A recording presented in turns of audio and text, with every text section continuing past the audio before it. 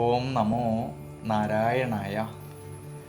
ഹരിപ്രിയ അസ്ട്രോവിഷൻ ചാനലിലേക്ക് എല്ലാവർക്കും സ്വാഗതം. ആദ്യമായിട്ടാണ് നമ്മുടെ വീഡിയോ കാണുന്നതെങ്കിൽ സബ്സ്ക്രൈബ് ചെയ്യുവാനും ഷെയർ ചെയ്യുവാനും മറക്കരുത്. കൂടാതെ ജാതക സംബന്ധമായിട്ട് എന്തെങ്കിലും സംശയം തോന്നുന്ന പക്ഷം എൻ്റെ ഈ വാട്സപ്പ് നമ്പറിൽ ബന്ധപ്പെട്ടു. ഞാനിവിടെ പറയുന്നത് മകീരം നക്ഷത്രത്തിൽ ജനിച്ചവരുടെ ഒക്ടോബർ മാസത്തെ ഗുണദോഷ ഫലങ്ങളെക്കുറിച്ചാണ്.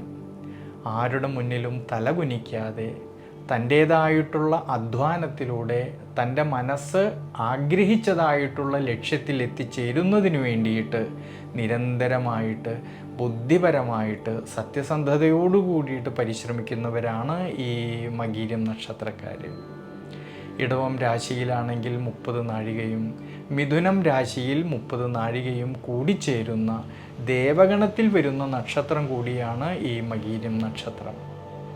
അതിൽ ഇടവം രാശിയിൽ ജനിച്ചവരായിട്ടുള്ള മകീരം നക്ഷത്രക്കാരിലാണെങ്കിൽ ഈ ഒക്ടോബർ മാസത്തിൽ വളരെയധികം ശ്രദ്ധയോടു കൂടിയിട്ടും ഈശ്വരാനുഗ്രഹത്തോടു കൂടിയിട്ടും ആത്മവിശ്വാസത്തോടു കൂടിയിട്ടും മുന്നോട്ട് പോകുന്ന പക്ഷം ഗുണാനുഭവങ്ങൾക്കും അഭിവൃദ്ധിക്കും ശ്രേയസ്സിനും എല്ലാം സാധ്യത കാണുന്നുണ്ട്.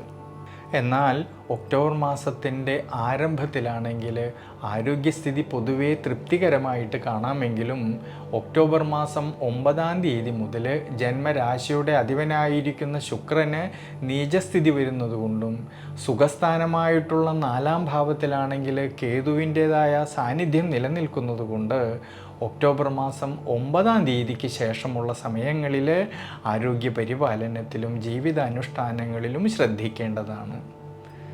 കൂടാതെ തൊഴിൽപരമായിട്ടും കർമ്മപരമായിട്ടും ചിന്തിക്കുമ്പോഴാണെങ്കിൽ ഭാഗ്യാധിപതിയും കർമാധിപതിയുമായിരിക്കുന്ന ശനീശ്വരനാണെങ്കിൽ ലാഭസ്ഥാനത്ത് നിൽക്കുന്നതിനാലും സർവേശ്വരകാരകനായിരിക്കുന്ന വ്യാഴത്തിൻ്റെ അനുകൂല സ്ഥിതി കാണുന്നതുകൊണ്ട് കർമ്മസംബന്ധമായിട്ട് തൊഴിൽപരമായിട്ട് അഭിവൃദ്ധിയിലേക്കും ശ്രേയസ്സിലേക്കും എത്തിച്ചേരാമെന്നുള്ളതായ മനോബലം കിട്ടുന്നതായിട്ടൊരു സമയമാണ്. അതുകൊണ്ട് സാമ്പത്തിക സ്ഥിതി മെച്ചപ്പെടുവാനും സാധ്യത കാണുന്നുണ്ട് ഈ ഒക്ടോബർ മാസത്തിൽ.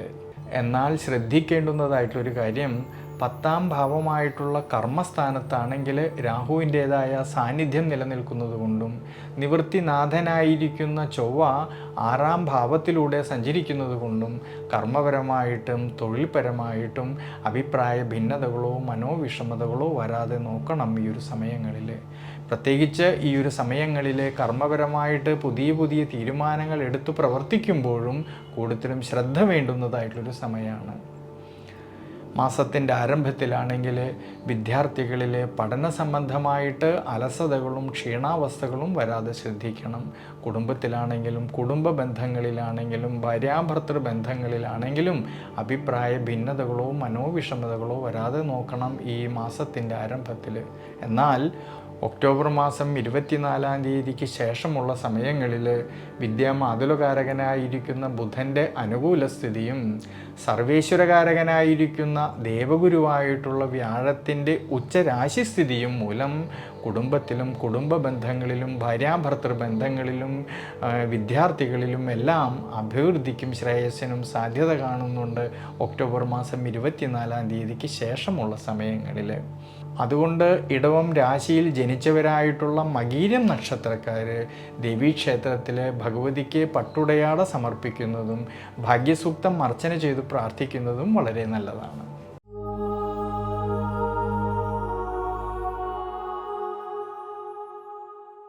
മിഥുനം രാശിയിൽ ജനിച്ചവരായിട്ടുള്ള ഈ മകീരം നക്ഷത്രക്കാരിലാണെങ്കിൽ കണ്ടകശനിയുടേതായിട്ടുള്ള സ്വാധീനശക്തി നിലനിൽക്കുന്നുണ്ടെങ്കിലും ഈശ്വരാനുഗ്രഹത്തോടു കൂടിയിട്ട് മുന്നോട്ട് പോകുന്ന പക്ഷം ഗുണാനുഭവങ്ങൾക്കും അഭിവൃദ്ധിക്കും എല്ലാം സാധ്യത കാണുന്നുണ്ട്. എന്നാൽ ജന്മരാശിയുടെ അധിപനായിരിക്കുന്ന ബുധനാണെങ്കിൽ 5-ാം ഭാവത്തിലും രോഗസ്ഥാനമായിട്ടുള്ള 6-ാം ഭാവത്തിലൂടെയും സഞ്ചരിക്കുന്നതിനാൽ പ്രത്യേകിച്ച് ഒക്ടോബർ മാസം 9-ാം തീയതി മുതൽ ശയനകളത്രകാരകനായിരിക്കുന്ന ശുക്രൻ സുഖസ്ഥാനത്ത് നീചബലത്തോടു കൂടിയിട്ട് സഞ്ചരിക്കുന്നത് കൊണ്ടും അഷ്ടമാധിപനായിട്ടുള്ള ശനീശ്വരനാണെങ്കിലോ കണ്ടകശനിയായിട്ട് നിന്നുകൊണ്ട് സുഖസ്ഥാനത്തേക്ക് ഈ ശനീശ്വരൻ്റെ ദൃഷ്ടി വരുന്നത് കൊണ്ട് ഈ ഒക്ടോബർ മാസത്തിൽ ആരോഗ്യ പരിപാലനത്തിൽ ജീവിത അനുഷ്ഠാനങ്ങളിൽ എല്ലാം ശ്രദ്ധ വേണ്ടുന്ന സമയമാണ്. ചില സമയങ്ങളിൽ മനസ്സിന് ക്ഷീണാവസ്ഥ തോന്നുമെങ്കിലും നമ്മൾ എന്തൊക്കെ പ്രവൃത്തികൾ ചെയ്യുമ്പോഴും വളരെയധികം ശ്രദ്ധയോടു കൂടിയിട്ട് ദീർഘവീക്ഷണത്തോടു കൂടിയിട്ട് അലസത കൂടാതെ മുന്നോട്ട് പോകേണ്ടുന്നതായിട്ടൊരു സമയമാണ്. പ്രത്യേകിച്ച് ഈ സമയങ്ങളിൽ യാത്രകളിലായാലും ഡ്രൈവിങ്ങിലായാലും കൂടുതലും ശ്രദ്ധിക്കേണ്ടുന്നതായിട്ടൊരു സമയമാണ്. അതുകൊണ്ട് കഴിവതും അനാവശ്യമായിട്ട് വരുന്നതായ യാത്രകളെ ഒഴിവാക്കുന്നത് ഈ ഒരു സമയങ്ങളിൽ വളരെ നല്ലതായിട്ടാണ് കാണുന്നത്.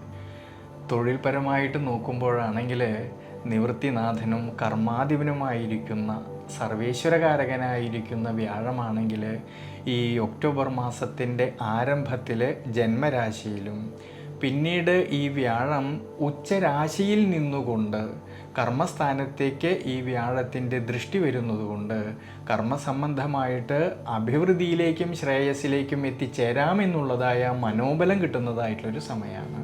പ്രത്യേകിച്ച് അധ്വാനിച്ചതിൻ്റേതായിട്ടുള്ള നേട്ടങ്ങൾ കിട്ടുകയും അതുമൂലം മനസ്സന്തോഷത്തിനും അഭിവൃദ്ധിക്കുമെല്ലാം സാധ്യത കാണുന്നുണ്ട്. കുടുംബത്തിലാണെങ്കിലും കുടുംബ ബന്ധങ്ങളിലാണെങ്കിലും ഭാര്യാഭർത്തൃ ബന്ധങ്ങളിലാണെങ്കിലും സന്താന ഭാവങ്ങളിലെല്ലാം തന്നെ അഭിവൃദ്ധിക്കും ശ്രേയസ്സിനും സാധ്യത കാണുന്നതായിട്ടൊരു സമയമാണ് ഈ ഒക്ടോബർ മാസത്തിൽ.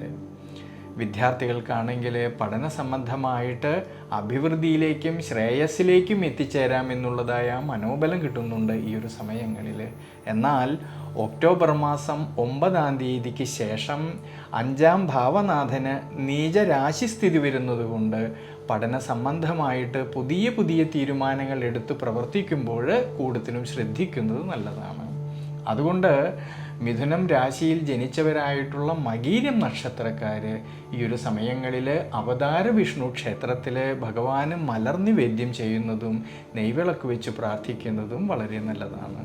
കൂടാതെ ശനീശ്വര പ്രീതികരമായിട്ട് നവഗ്രഹ ക്ഷേത്രത്തിലെ ശനീശ്വരനെ നീരാഞ്ജനം ചെയ്യുന്നതും നെയ്വിളക്ക് വെച്ച് പ്രാർത്ഥിക്കുന്നതും വളരെ ഉചിതമായിട്ടാണ് കാണുന്നത്.